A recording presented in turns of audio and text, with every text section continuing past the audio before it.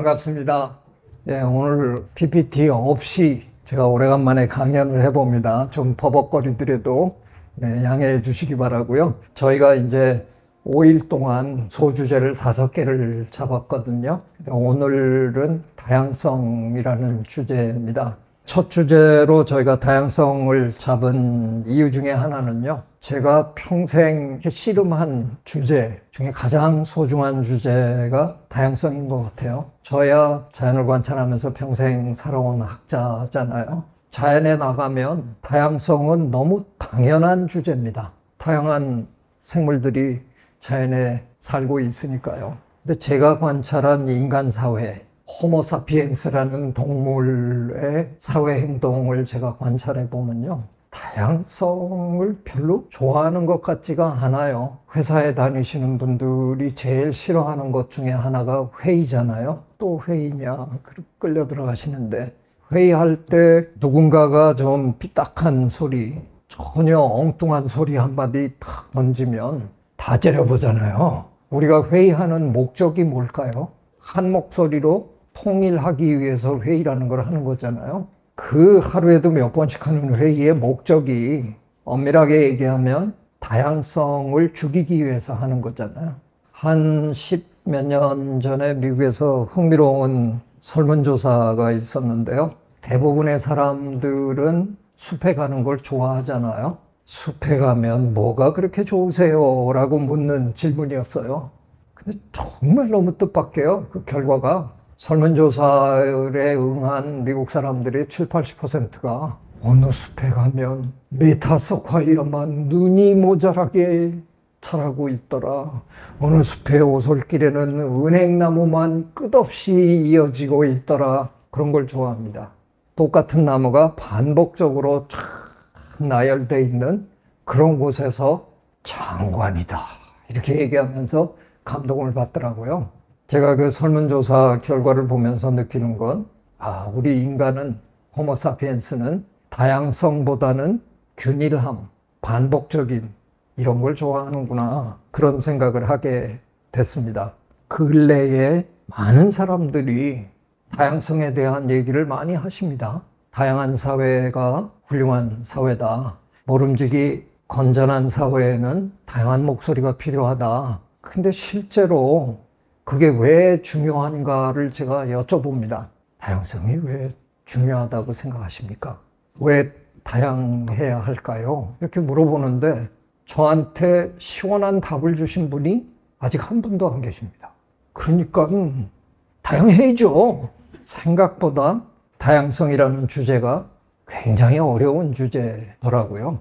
저희 생물학자들은 다양성이 왜 중요한지 많이 그 이유를 찾았습니다. 다양한 생태계가 건강합니다. 두세 종류가 독점을 하는 생태계는 큰일이 터지면, 어떤 위험한 요인이 생기면 금방 무너집니다. 근데 다양한 생물들이 함께 사는 그런 생태계는 어떤 큰일이 생겨서 상당한 타격을 입어도 금방 회복합니다. 그래서 저희는 두 가지 요인을 많이 연구하거든요. 영어로 얘기하면 resistance 하고 resilience 두 개를 많이 연구했습니다. resistance는 그야말로 외부의 충격으로부터 잘 버텨내는 힘, 우리말로는 저항력, 이렇게 번역을 합니다. 여러 가지 외부로부터 자연 생태계는 충격을 받고 삽니다. 해일도 일어나고 지진도 일어나고 태풍도 몰려오고, 그럼에도 불구하고 크게 타격을 안 받는 생태계가 있는가 하면 그럴 때 쉽게 무너지는 생태계가 있어요. 어떤 생태계가 더 건강한 생태계냐? 그럴 때 버틸 수 있는 생태계가 건강한 생태계겠죠, 당연히. 그래서 레지스턴스가 중요하고요. 리질리언스는 뭐냐? 어쩔 수 없이 너무나 막강한 외부의 힘이 작용하면 망가질 수밖에 없죠. 그런데 얼마나 빨리 회복하느냐, 그게 resilience입니다. 그래서 회복력이라고 우리가 흔히 번역을 합니다. 그런 회복력이 좋은 생태계는 어떤 생태계냐? 우리가 그동안 관찰해 보니까요, 주변에 다양성이 높은 서식지 옆에 있는 서식지는 망가져도 주변에 있는 동식물들이 금방 이주해 와가지고 금방 회복이 됩니다. 다양한 생태계 곁에 있는 생태계가 회복이 빠릅니다. 지금 제가 얘기 드리는 것처럼 제 분야, 생태학 분야에서는 다양성이 왜 중요한지에 대해서 굉장히 많은 연구를 했고요. 충분히 이해하고 있습니다. 근데 다른 동물들의 생태계는 그렇게 다 이해가 되는데 왜 이 호모사피엔스의 생태계에서는 다양성이 전혀 중요하지 않은 것처럼 보일까? 그리고 그게 왜 중요한지도 설명도 못할까? 참 오랫동안 이 문제를 가지고 제가 씨름을 했습니다. 미국의 보스턴 대학의 인류학과의 피터 워드라는 교수님이 쓰신 책인데요.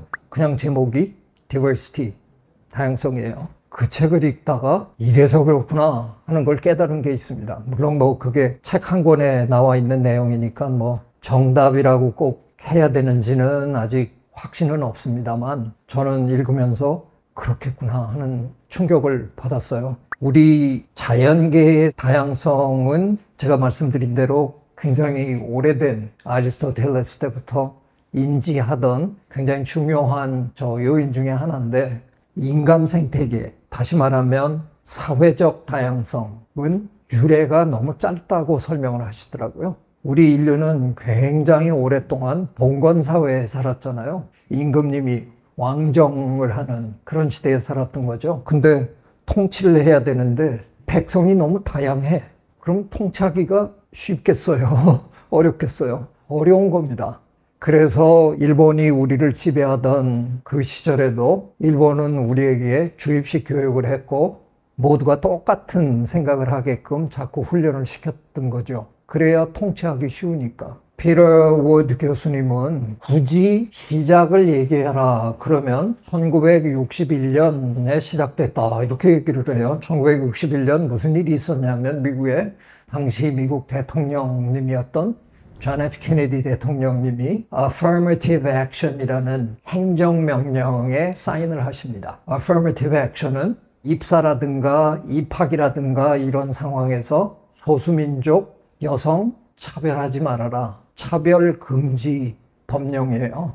그거를 의회를 통과하고 뭐 이러려면 너무 힘들어질 것 같으니까 대통령이 자기 권한으로 행정명령으로 사인을 해버립니다. 그 다음에 대통령을 이어받은 린든 존슨 대통령님이 그거를 더 활성화시켜서 미국 사회에서는 굉장히 이게 중요한 법안입니다. 1961년 지금으로부터 기껏해야 한 70년 전이잖아요. 그러니까 우리 사회의 다양성은 피터 워드 교수님의 논리에 따른다 그러면 역사가 아주 짧다는 겁니다. 근래에 와서 다양성이 중요하다고 인식은 하는데 다양하게 우리 사회를 만들어 나가는 일은 이렇게 못하고 있을까? 다 이유가 있는 것 같아요. 아직은 우리가 경험이 없습니다. 그런 차원에서 정치인들 제가 뭐 별로 존경하고 싶은 사람 별로 없는데요. 그래도 한 분 굳이 꼽아라 그러면 지금 캐나다의 총리를 하고 계시는 주스틴 트루도 총리를 제가 존경합니다. 제가 어쩌다가 UN 산하기구인데요. CBD라고 부르는 국제생물다양성협약 Convention on Biological Diversity라는 기구의 프레지던트로 의장으로 제가 추대를 받아서 2년 동안 국제기구를 이끌어봤어요. 본부가 캐나다 몬트리올에 있어서 종종 가서 회의를 이끌고 이랬는데 비행기 타고 거기 가면 시차 적응이 안 되잖아요. 그럴 때 제일 치명적으로 하지 말아야 되는 일이 TV를 트는 일이잖아요. 잠이 너무 안 온다고 잘못 TV를 틀었다가 그걸 보다 보면 이제 진짜 못 자는 거예요. 하여간 한 2시간 정도를 제가 뒤척이다가 혹시나 하는 마음으로 진짜 재미없는 무슨 프로그램을 켜놓고 이러다가 잠에 들 수 있지 않을까 그러고 들었는데 그날 트루도 총리가 처음으로 당선이 되셔서 내각을 구성하는 걸 캐나다 공영방송이 실황 중계를 하더군요. 트루도 총리가 새로 이제 장관으로 임명된 사람을 호명하고 임명장을 주고 장관이 되신 분이 스피치를 하고 거의 한 4시간가량 하더군요. 네, 저는 잠을 자려고 TV를 틀었는데 잠은커녕 이제 두 눈 부릅뜨고 보기 시작했습니다. 왜 그러냐? 한국 서재 뉴스 듣고 갔거든요. 트루도 총리가 공약으로 여성 장관을 50%를 하겠다라고 공약을 내세운 사람이었어요. 저 어떻게 했겠어요? 종이 한 장 꺼내가지고 여성, 남성 줄 긋고 발을 쫑짜 쓰면서 한 명 나올 때마다 이러면서 끝까지 본 거죠. 그래, 너 진짜 50% 하나 보자. 그리고 제가 본 거예요. 야, 진짜 50%를 정확하게 맞추더라고요. 그러더니 이 머리에 이렇게 두건 쓰신 분들 있잖아요. 네, 이슬람이나 힌두 쪽 분들이 그거 쓰시잖아요. 9.11 사태 이후로 서양 사회에서는 그 두건 쓰고 다니는 사람들 때문에 세계가 이렇게 불안정해졌다라고 몰아세우잖아요. 그쪽이랑 사업 한 번이라도 해보신 분이라든가 그래도 외국 나갔다가 그쪽 사람들하고 이렇게 같이 지내본 사람들이면 다 압니다. 그분들 괴물 아니에요. 그분들도 다 좋은 사람들입니다. 충분히 훌륭한 분들이고요. 근데 이상하게 국제 정세가 그런 걸 만들어낸 거죠. 우리는 그러지 말아야 된다고 얘기하는 수준인데 트루도 총리는 두건 쓴 사람을 두 사람이나 장관으로 세웠더라고요. 그러더니 화면을 이렇게 보고 있는데 제일 구석에 한 분은 휠체어를 타고 앉아 계시더군요. 우리는 장애인을 차별하면 안 된다 뭐 이런 걸 말로 얘기합니다. 그런데 우리는 말로만 그렇게 하지 실제로 그렇게까지 대의 민주주의를 실행에 옮기는 정치인 저는 못 봤어요. 그런데 트루도 총리는 이슬람이나 힌두를 대변할 수 있는 장관도 세우고 장애인들을 대변할 수 있는 장애인 장관도 뽑고 인구의 절반인 여성을 대변할 수 있는 여성 장관 50% 뽑는, 그러니까 우리가 배운 대의 민주주의라는 걸 정확하게 실행에 옮기는 걸 보고 이런 고백해도 되나요? 제가 그날 밤 횡한 캐나다 몬트리올 호텔방에서 남의 나라 장관 취임식을 보면서 제가 많이 울었습니다. 저는 자연의 생물 다양성을 평생 연구한 사람이라서 정말 다양한 생태계 많이 세계 각곳에서 많이 봤습니다. 그런데 그랬던 저가 그런 아름다운 생태계를 보고 눈물 흘려본 적 한 번도 없는데 남의 나라 장관 임명식을 TV로 보면서 하염없이 울었어요. 너무 아름다웠습니다. 정치는 그렇게 하라고 우리가 민주주의라는 거를 이렇게 옹호하고 사는 거잖아요. 우리 사회의 다양성을 위해서 우리가 뭘 해야 되나 하는 걸 깊이 생각해 볼 수 있는 그런 기회였던 것 같아요.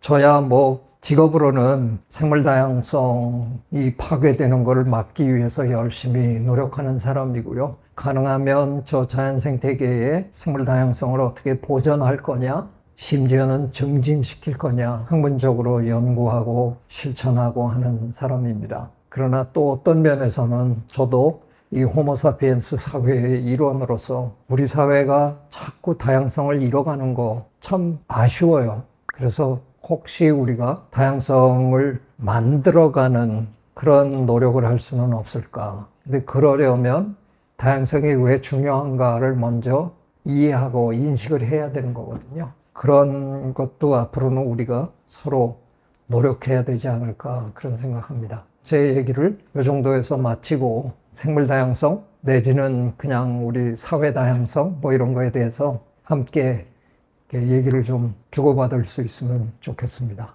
경청해 주셔서 고맙습니다. 저는 건축을 전공하고 있는 학생입니다. 친환경 건축인이 뭐니 해도 결국에는 그 짓는다는 행위 자체가 어떻게 보면 생태계를 파괴하는 행동인데 교수님이 봤을 때 우리 이 도시와 건축 공간에서 가장 큰 문제가 뭐라고 생각하시는지. 네, 참 좋은 질문이십니다. 우리나라에서 아마도 제일 유명한 건축가 승효상 선생님이 강연만 하면 1000마디를 그렇게 시작하십니다. 건축은 환경 파괴 행위입니다. 승효상 선생님의 그 건축의 키워드가 비움이잖아요. 가능하면 비우는 건축을 하겠다. 그러니까 환경 파괴를 어떻게든 좀 줄여보시기 위해서 굉장히 애쓰시는 건데 지금 말씀하신 대로 사실 건축은 어쩔 수 없이 환경을 파괴하는 행위잖아요. 근데 그동안은 그런 식으로 할 수밖에 없었다고 하지만 이제는 어떻게 보면 우리가 그런 식의 행위를 계속할 수 없는 상황에 이제는 왔잖아요. 이제는 그런 변명을 할 게 아니라 파괴적이지 않은 건축을 구상해야 되는 거 아니냐. 그리고 만약 파괴를 했다 그러면 그나마 거기에서도 복원시킬 수 있는 그런 방법을 적극적으로 찾아야 되는 거 아니냐. 제가 지금 이끌고 있는 재단 이름이 생명다양성재단이거든요. 재단에서 요즘 제일 역점을 두고 하는 운동이 rewilding이라고 이제 영어로는 부르거든요. 재야생화 뭐 이렇게 번역을 많이 합니다. 지금 이제 그 일에서 여러 가지를 우리가 이제 생각해 봐요. 네, 물론 파괴적인 행위이기는 한데 마냥 파괴할 수는 없는 거잖아요. 그렇다면 자연을 이렇게 다시 도시로 불러들이는 일은 불가능한 걸까? 충분히 해볼 만한 일이라고 생각하고요. 분명히 우리가 살고 있는 이 도시는 자연환경을 파괴한 현장인데 그런 곳에 다시 자연을 불러들이는 일을 이제는 해야 될 때가 된 거 아닐까? 대한민국은 어차피 지금 저출생 때문에 인구가 줄어드는데 왜 저렇게 아파트를 계속 만들까? 저는 이해 못합니다. 조금 있으면 저 아파트들 다 사람 없는 건물이 될 거거든요. 그럴 게 아니라 지금 기존에 있는 이 구도도 조금씩 비워가면서 거기에 자연이 들어와서 다시 재야생이 될 수 있게 만들어야 할 텐데 아직도 거꾸로 가고 있을까? 그래서 저는 이건 오히려 건축하시는 분들에게 역주문을 하겠습니다. 그런 걸 좀 연구해 주십시오. 안녕하세요. 저는 천안의 일반 중학교에서 재학하고 있는 평범한 중학교 1학년입니다. 저희 학교에서 친구들이 욕설을 해요. 그럼 선생님들이 이거 옳지 않아 하고 가르쳐요. 그리고 이렇게 하면 잘했어 상점 줘요. 그리고 이렇게 하면 못했어 안 돼 하면서 벌점을 줘요. 그런데 이게 다양성을 약간 무너뜨리는 일이라는 생각이 들기도 합니다. 그거에 대해서 어떻게 생각하시는지 궁금합니다. 본인이 질문하고 본인이 답을 다 하신 거죠? 더 이상 부연 설명이 필요 없는. 네, 정말 너무나 창의적이었던 아이들이 학교만 가면 창의성이 다 없어지잖아요. 기어코 한 줄로 세워야만 그게 좋은 교육일까? 저는 사실 잘 모르겠어요. 그래서 저는 뭐 아이 겨우 하나 키워서 이제 어른이 됐는데 아이 키울 때 제가 제 아내한테 제일 많이 야단 들은 게 놈의 애비가 돼가지고 애가 뭘 좀 삐뚤어 나가는 것 같다 그러면 좀 따끔하게 가르치고 그래야지 저렇게 무관심할 수 있냐. 제 답변은 그거였어요. 제가 제 아들을 키우면서 이렇게 보니까 매사에서 제가 그 나이였을 때보다 훨씬 훌륭한데 그걸 제가 왜 나서서 뭐라고 얘기를 해야 되나. 저는 제 아들을 존경하는 마음으로 그냥 키웠다. 근데 전혀 말이 안 된다고 이제 아내한테 혼이 났습니다만 살아보니까 뭐 그렇게 큰일 날 일도 아니었는데 왜 우리는 어려서 맨날 야단 맞고 컸을까. 좀 이상하지 않아요? 근데 어른이 되고 난 다음에 똑같이 당했던 걸 애들한테 또 하고 있네요.